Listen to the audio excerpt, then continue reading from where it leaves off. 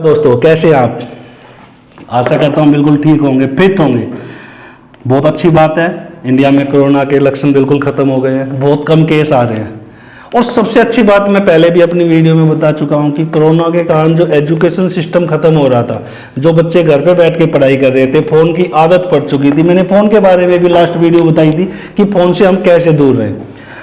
तो अब जो टॉपिक है आज मैं बात बताना चाहता हूं कि अब तक जो बच्चे घर में बैठ के पेपर दे रहे थे, वो एजुकेशन में 1st to 12th क्लास हो या ग्रेजुएशन के हो, उन सबके लिए कुछ नया पॉइंट आने वाला है। जी हाँ, पहली बात कि अब जो बच्चे ऑनलाइन पेपर देते थे या असाइनमेंट बेसिस पे पेपर देते थे, अब वो बच्चे क्या करेंगे, अब वो बच्चे ऑफलाइन एग्जाम देंगे।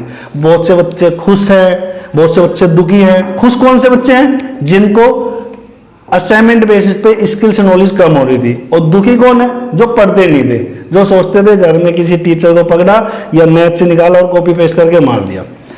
लेकिन अब इन तीनों चीजों से, जो ये ऑनलाइन के एग्जाम है या असाइनमेंट बेसिस पे है या भाई पीडीएफ बेसिस पे, ये सारी चीजें खत्म हो गई। अब क्या हो रहा है? कोरोना बिल्कुल खत्म हो रहा है। बाद में बहुत खुशी की बात है, भगवान ना करे आने वाले टाइम पे कभी कोई ऐसी स्थिति है।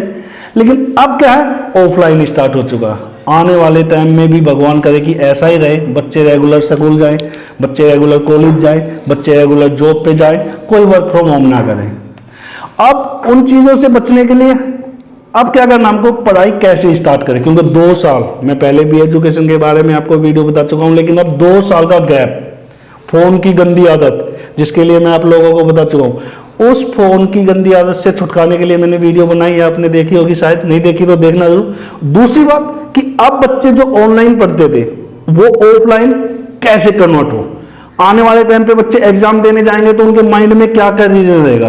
तो पहले मैं बताऊं आपको कि आने वाले टाइम पे जब भी अप्रैल में या मई में जो एग्जाम है आपके, उनमें आपने क्या करना, सबसे पहले पेपर बहुत इजी तरीके से सोचना, पेपर को बड़े इजी तरीके से पैटर्न को समझना, क्योंकि 2 साल पहले जो स्थिति थी वो स्थिति अब नहीं है, पेपर इजी आएंगे। सबसे पहले मैं बताता हूं, जितनी भी पेपर बनाने वाली कंपनियां हैं, सबको पता है कि ऑनलाइन से ऑफलाइन में कन्वर्ट होना बड़ा डिफिकल्ट है बच्चों के लिए।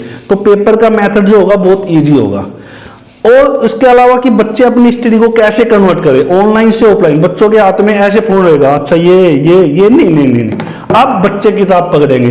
बहुत से बच्चों की राइटिंग स्किल्स बिल्कुल खत्म हो चुकी है, टीवी पे देखना, मम्मी से काम करना, असाइनमेंट पोस्ट करवा देने। लेकिन अब ऐसा नहीं है। अब क्या सोचना, अब हमने अपनी स्टडी को कैसे करना। टाइम टेबल, लगभग स्कूल में कम टाइम दिया जा रहा है, पेपर की डेट शीट आ चुकी है। टाइम टेबल 9 से 12वीं तक के बच्चों के लिए बहुत जरूरी है कि अपने पेपर को अच्छे से करें। किसी के कम नंबर आ जाते हैं तो ये नहीं सोचना कि कम नंबर आ गए तो अब मैं क्या करूंगा। नहीं। 2 साल के बाद ऑफलाइन पेपर देना ही बहुत बड़ी बात होती है, क्योंकि अगर कोई व्यक्ति बहुत अच्छी चीज करता है, बहुत अच्छी सब्जी बनाता है, बहुत अच्छी सब्जी बनाता, भाई कोई अच्छा व्यक्ति है बहुत अच्छी सब्जी बनाता पनीर की, और 2 साल के बाद पनीर की सब्जी बनाएगा तो कहीं ना कहीं उसमें कुछ चेंज पाएगा। तो आप अगर स्टडी लेवल पे कर रहे हो तो सोचना कि 2 साल के बाद ऑफलाइन आओगे, 2 साल के बाद ऑफलाइन आओगे तो उसको कैसे आप कन्वर्ट करोगे। आपको सिर्फ 3 चीजें करनी है। पहली चीज मैं आपको बताऊंगा कि अपने साथ पढ़ाई के साथ डेली बेसिस पे 1 घंटा लिखने की प्रैक्टिस करें कि अपने पेपर किस प्रकार से लिखना, जिससे आपकी राइटिंग पावर स्किल बढ़ जाए। 3 घंटे का पेपर आप किस तरीके से कर पाओगे। ऑनलाइन में क्या होता था, 3 घंटे का पेपर आता था, 5 घंटे मिलते थे, लेकिन यहाँ पे 3 घंटे का पेपर आएगा, 3 ही घंटे मिलेंगे। दूसरी चीज, आपने अपनी पढ़ाई को, मोटिव को चेंज करना है, डेली बेसिस पे प्रैक्टिस करनी है, टाइम टेबल सेट करना है। तीसरी चीज, आपका एग्जाम अगर 10:30 है तो आपको वहां पे 9:45 तक पहुंचना है। रोडों की हालत आपने देखी है कैसी है, लेट ना हो। उसके पर्पस में क्या करना, अपने साथ जो भी, जब भी आप पेपर देने सुबह उठो तो किसी भी चीज को रिवीजन के बेसिस पे ना करो, जो भी करना पिछली नाइट तक करो। करंट में जब बच्चा करता है तो उसके दिमाग में वही चीजें घूमेगी जो पढ़ेगा, तो उन चीजों से 10% क्या होता है, बच्चा उन चीजों को भूल जाता।